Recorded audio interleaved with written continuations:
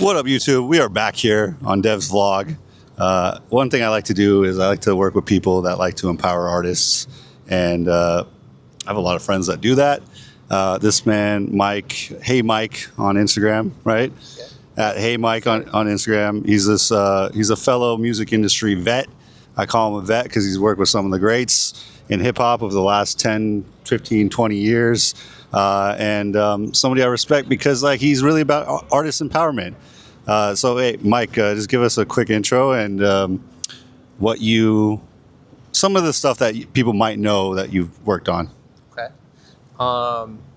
I am Mike Epstein. Okay. I've been doing music marketing for probably the better part of a decade. I started in 2014 when I was with Cinematic Music Group. I was there for 9 years, and then Cinematic went through a full kind of company rebranding, and it turned into Good Talk. And Good Talk for the past couple of years has been kind of a independent record label management company, and then also transitioned into more recently kind of a full-blown content company, media company.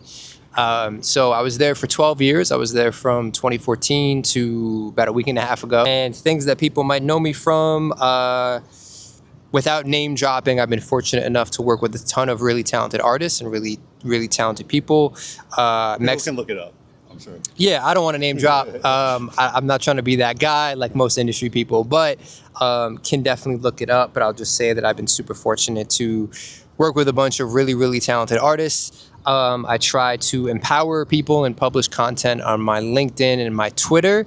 I'm going to be posting on my Instagram pretty soon. And I write about music marketing and general music strategy to try to give out value.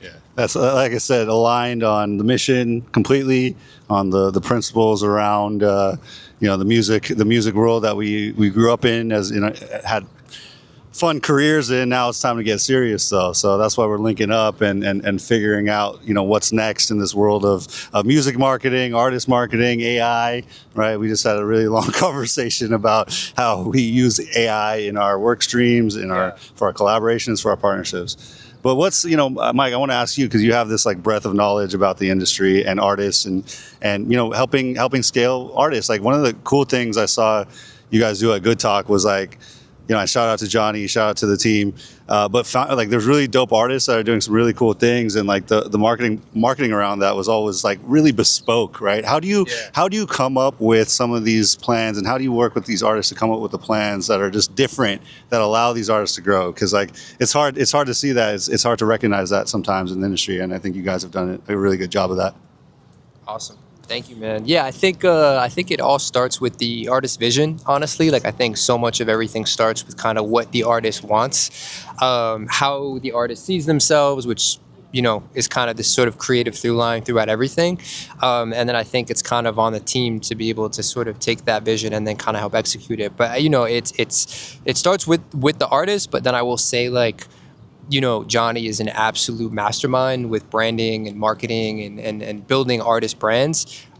He's the best that I've ever seen, and I truly think he's got some sort of magic touch. He waves his magic wand, but I think he has this innate knowledge and this skill set of just understanding how to build a brand out of an artist, and not just what some of these other labels do, which is just sign an artist to these super quick viral moments or viral hits. He is incredible at actually building out brands around them. So yeah, I think everything starts with that, and then I think it's really understanding what type of music does that artist make, who is their audience, who are they speaking to, what type of archetype of person would make sense to be that artist fan.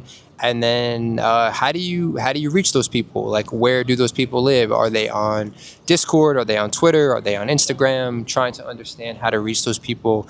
And then I think we're in the era of building artist worlds. So trying to world build and trying to come up with really creative ideas. And, I think back to Johnny. Johnny is an incredible creative. And so many of the really great ideas we've done have come from different conversations with him and the artists and our team. So yeah, I think all those things, honestly. So yeah, you've been on some pretty major campaigns and projects. What would you say makes a campaign successful? right? When you're working on one now, like what numbers are you looking at? What metrics are you looking at? How are you assessing if it's a win or a fail? Yeah, it's a really good question. I think it starts with setting goals, honestly. I think that's really important. I think setting goals with where the artist is right now in terms of where are they on their socials, where are they in terms of like streaming consumption, where are they in terms of their like owned audience, like do they have an email list, do they have a text list, and getting an understanding of where they are now and then building out goals for how to increase those for the duration of that rollout. So for argument's sake, if the artist has 50 people signed up to their email list, the goal for the album rollout might be to get 250 or 350.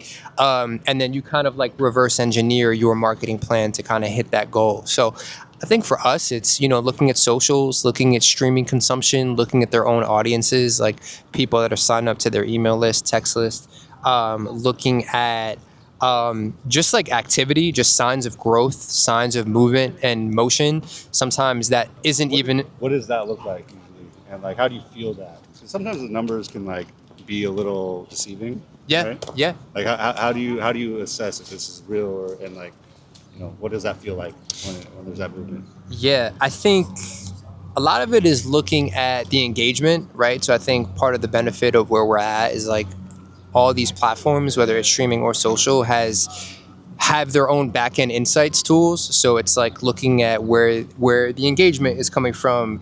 Is your account growing? Is it not growing? If you are looking at the Spotify numbers, like, are your listeners passive? Are they engaged? Are they super listeners? There's a huge knowledge gap with AI, and I think that there is this misconception that all AI is bad. And I think when people think of AI and they think about artists and think about music, they think about AI making the art, right? AI making music, which I have my own thoughts on that. I personally am not a fan of that. I still hold true like to the art and to the artist making art, and that being like a very sacred and a very pure thing.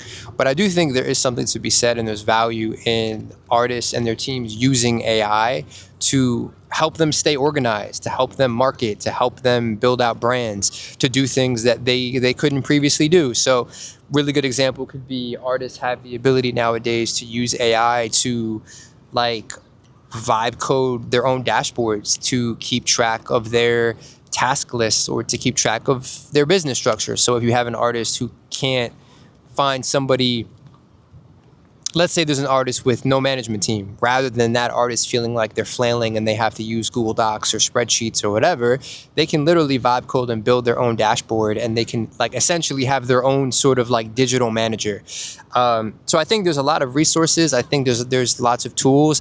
I also think there's like interesting one-off scenarios, like you're an artist and you're going on tour and you're routing your own tour and you need help looking at all the venues and should you fly or should you drive and what route is the fastest. Exactly. You can use Claude or any sort of LLM to kind of help you navigate that. It can literally build you the entire route, what parts you should drive, where you should fly, how much all of it costs. So I think the way that I see AI and that I'm benefiting from it is not to replace the more creative side of it, but just to help me optimize and work faster on some of the things that either A, I'm not good at, or B, I'm good at, but I just want to spend less time on.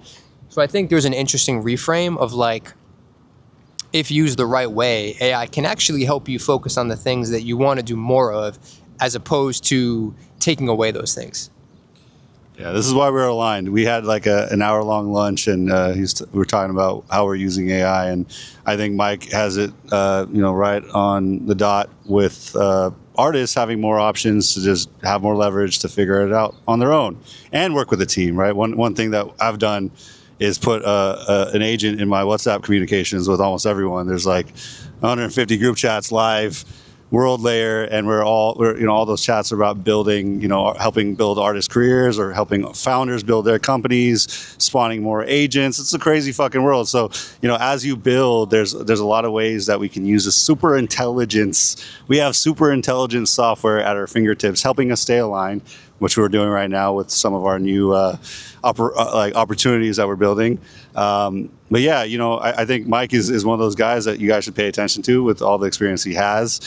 He comes from the music business, and I'm excited for this new chapter where he's a little bit more independent and figuring out some new opportunities that we can all collaborate on. So, and I'm sure we're going to work on some hip hop shit.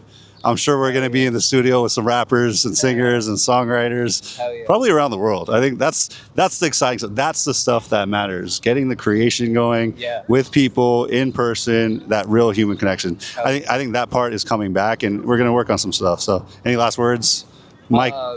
Quick tangible thing for artists that maybe want to use AI but don't know where to start. Quick 1 or 2 step thing. Go open up Claude, download Claude, go to projects within Claude, create a project with your artist name, and literally tell the project everything about you. Your name, where you're from, your hometown, how many songs you've made, your bio, what your goals are, where you're at with your music, how many songs you have. And whenever you need help with your artistry or your project or your rollout, you can reference that one project file. I've met a lot of people that are trying to use Claude or use different LLMs, and they're getting confused because they're not using a project file. They're So basic. They're opening up a new chat, which is like, I didn't know that until I did research. But if you put everything in a project file, you can have multiple chats in that one file, and then all of the information for that one project that you're working on lives in that one file. So I would definitely recommend that. And yeah, there's tons of AI tools and resources. Dev is obviously an absolute guru in the space, and I'm definitely excited to kind of watch him, crank on it. Thanks, bro. Signing out. I think Mike's going to interview me now, and we'll have another vlog. We'll drop that one soon.